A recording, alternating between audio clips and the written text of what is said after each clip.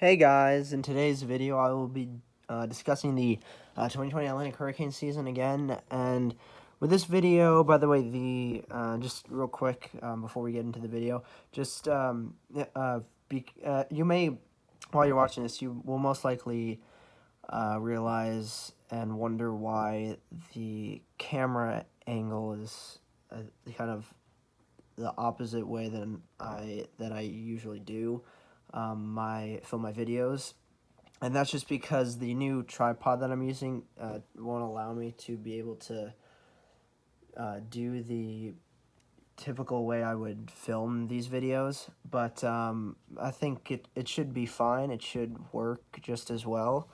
Let's hope. But anyway, so getting into this video, for this video, I'll be discussing kind of kind of a little bit more about talking about a little bit more about what we've kind of seen this year's hurricane season so far, and like what has kind of happened. But really, I'm just going to majority of the video I will really just be discussing what we could really see soon and kind of the pattern of the hurricane season, see what we could expect heading towards the end of July and then into the peak months of August and September. That'll be exciting for you guys, exciting for me as well. I'm showing you guys the National Hurricane Center's website, just to show you that there's nothing going on right now, nothing to be monitored, nothing that the NHC needs to be monitored or we need to monitor for potential tropical development at all, or anything to be named at all within the next 2 days and the next 5 days. So really, we're going to still continue this kind of stretch of a lull for the hurricane season again. And on the Wikipedia page for the 2020 Atlantic hurricane season, we have a total of 12 fatalities in total so far this season. Total damage now is above $1.275 billion in damage. We have already passed... Oh, wait. Actually, you can't even see it. Hold on. I'm going to have to... You guys can't even see this, kind of. That's a problem. Maybe if I zoom it in a little bit like that. I'll have to move my computer around a bit throughout the video so you guys can kind of see a lot more of what I'm talking about. But, yeah, so I zoomed in enough, so hopefully you guys can be able to see this. But, so yeah, we've had a total of 12 fatalities so far this hurricane season, and we've already passed the $1 billion mark in total damage. So for total for this hurricane season, which is insane. Well, of course, we've gone through 6 names already, and the names that have caused the most damage were, let's go down here, and you can see it has been Bertha, Cristobal, and Dolly that have caused the most damage. In fact, Cristobal's total damage has gone up from, I believe it was... What was it? What was it? It was like $300 million, I think, in total damage before. Now it's up to $675 million in total damage, because I guess they found a lot more damage in probably somewhere in the southern Mexico, Yucatan, those areas. Maybe some more damage even from where Cristobal made landfall in the United States around the New Orleans, Louisiana area. And those areas. And then Faye caused $400 million in total damage, killed 6 people.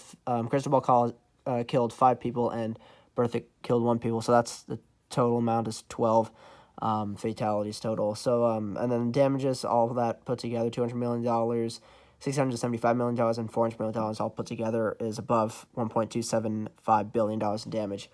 And, I mean, we're really just getting started, honestly, with the hurricane season this year in a way still. So, you know, of course, we still haven't even reached the peak. And, of course, activity has been very crazy already. And it'll just get crazier. So now let's... now that we've gotten that out of the way, we'll go to tropical tidbits. And I want to show you the kind of where the... ENSO regions, what their sea surface temperature anomalies are at as of right now. The 3.4 region right now is at positive 0.071. It has finally now really started to cool down again. It has warmed up to the warmest it's been since like the beginning of May, end of April, which is crazy. Now it's finally starting to try and cool back down, back towards the perfectly neutral line, and hopefully it will continue to decrease a lot more to get farther, get a lot more cooler and get negative, closer towards La Nina, which, by the way, we are under La Nina watch, so it seems that La Nina will likely happen, according to NOAA. The Nino 3 region is right now is at negative 0.558, and it's kind of holding generally steady right now within the past few days. So there's that. So that's a good thing. It's that it is in the negative degrees Celsius right now as it is. This is the Nino 4 region. It is positive right now. It is at positive 0.319, but it is cooling down at a steady, good rate. So we'll probably see this one cool down even more, get more towards the perfectly neutral line, and maybe we'll see it go negative again. And then the Nino 1 and 2 regions, it's extremely negative right now. It's at negative 847 degrees Celsius. So it is very, very cold. And right now it's stayed generally steady within the past few days, but honestly, we'll see how it goes from here. We'll see if it decides to get even cooler or maybe kind of try and warm back up a little bit. But it is very cold there, and I'll show you the anomalies, just the actual map for the anomalies. You can see it's still quite cold, especially getting towards the very eastern parts of the Pacific Ocean area, getting more towards the South America area, but getting into the central Pacific, it is a lot more like warm, cool, more like kind of neutral with those areas. So that is very interesting. Let's look at the sea surface temperatures for the Atlantic, because that's honestly, it's the most important part to really look at now.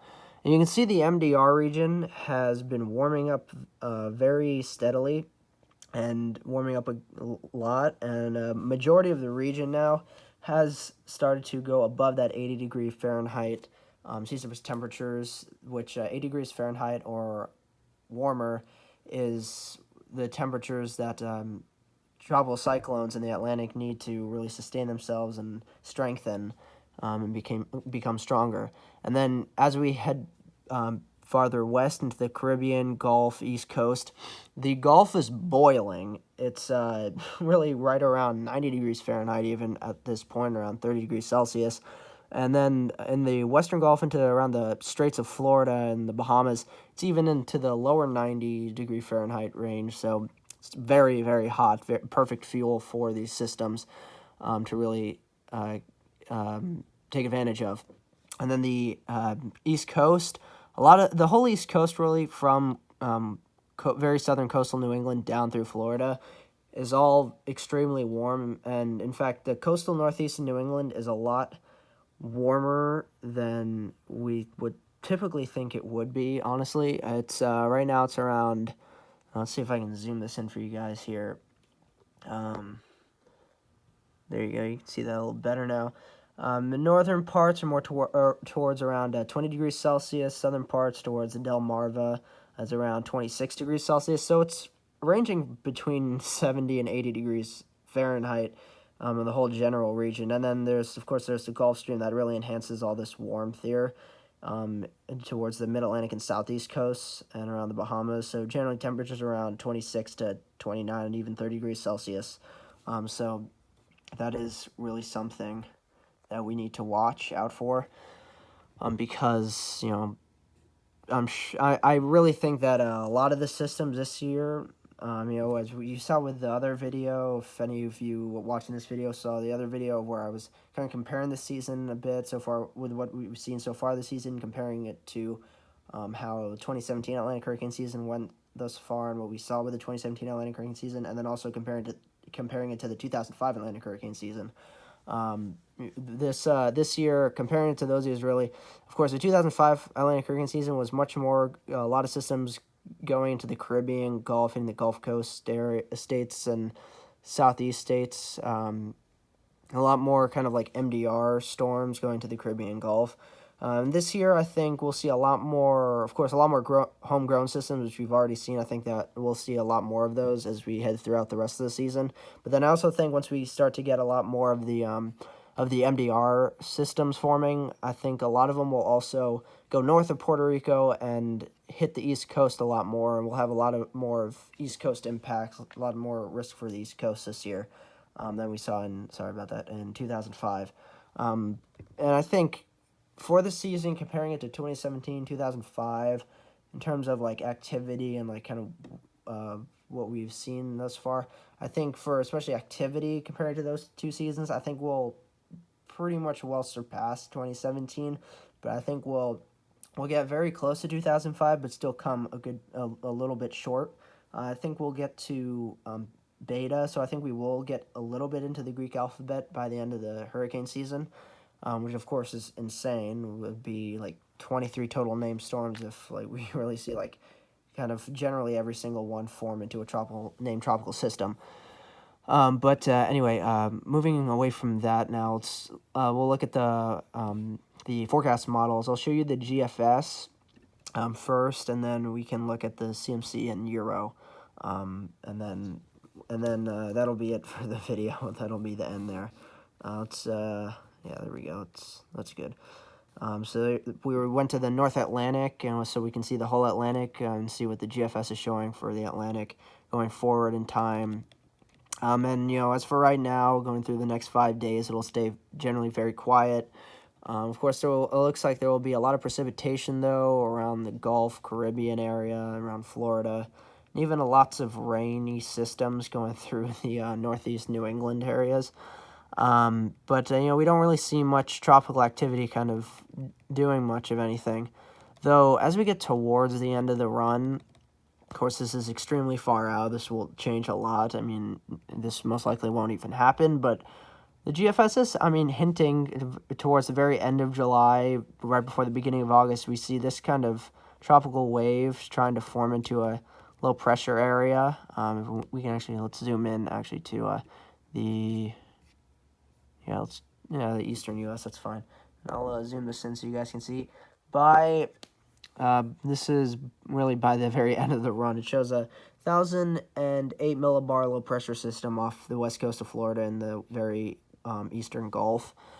Of course, this right now this most likely will not happen, but with this, it's really the GFS is hinting with this. Sorry about that.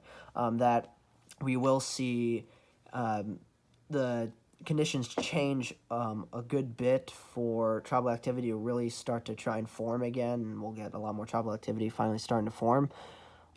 So that is, that of course that's something we'll have to keep our eyes out for as we head towards the very end of July. I'm thinking that really the tropical activity will really start to ramp up again once we get towards around July 20th and onward, and then I really think conditions will stay generally quite favorable for the Atlantic, for tropical system to form in the Atlantic from the end of July through pretty much the whole peak of the season, especially like really all of August. I think we'll see a continued amount of trains of lots of named storms forming, and we'll see a bunch of very strong systems. I think we won't really have to wait too much longer. We won't have to wait too much longer. Really, August will be the month that we'll start to see our first hurricanes and our first major hurricanes really forming.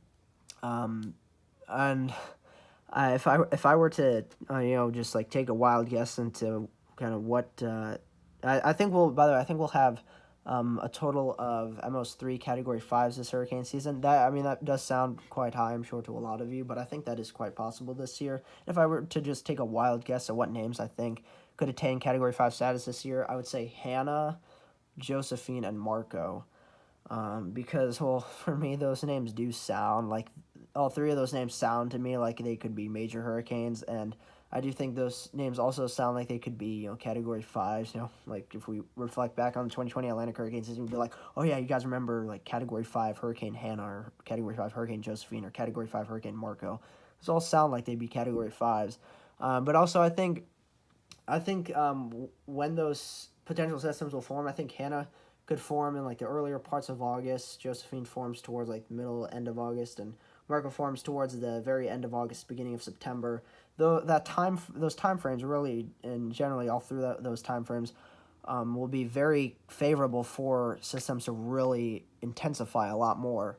So, especially getting towards for when I'm thinking Josephine and Marco will form towards middle to end of August, and end of August into beginning of September. That's like really within the very peak of the season by that point. But that's very interesting stuff. And then so this thing is actually getting quite long, so I'll try and kind of speed through a little bit with the CMC and Euro. The CMC, can this move? Oh no, that's the end of the run. Oh, there we go. Okay. So the CMC model, real quick, I'll show you. Not showing anything at all, really. Just like the GFS for now, or like 5, 10, 15 days out, honestly, even. And then getting towards, like July 25th, maybe we could see some more chances. But I think at this point, we'll really have to wait after July 20th, because I think July 20th, again, will be that favorable period.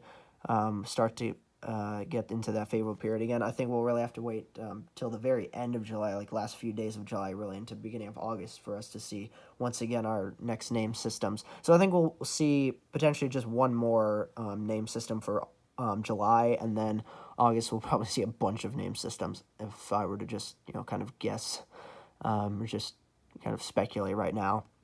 But yeah, the CMC isn't really showing anything at this point at all. And then let's quickly go to pivotalweather.com, and I'll show you the European model, show you what it's showing. European, and we'll go to... No, you know what? What am I doing? Sorry, I'll do a forecast loop so we can go out in time. I can't, with the European model, unfortunately, show you guys the Atlantic, really. For the precipitation, but let's go forward in time with this, and you can see nothing at this point right now.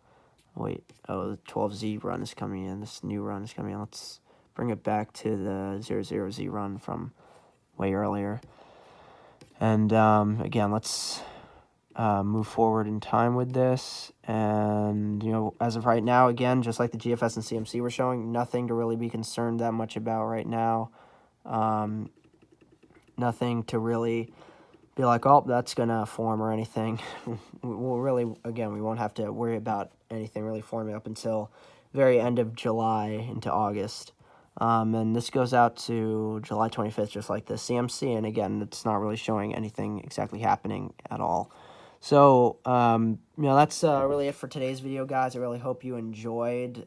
This was a kind of fun video for me to make, just so especially update myself and all of you on kind of the pattern of the hurricane season at this point, kind of what we'll see with it going forward, when we'll expect to get the conditions again favorable for tropical development once again. So I really hope you guys enjoyed this. Please like, comment, subscribe below, and I'll see you guys in the next video. Bye.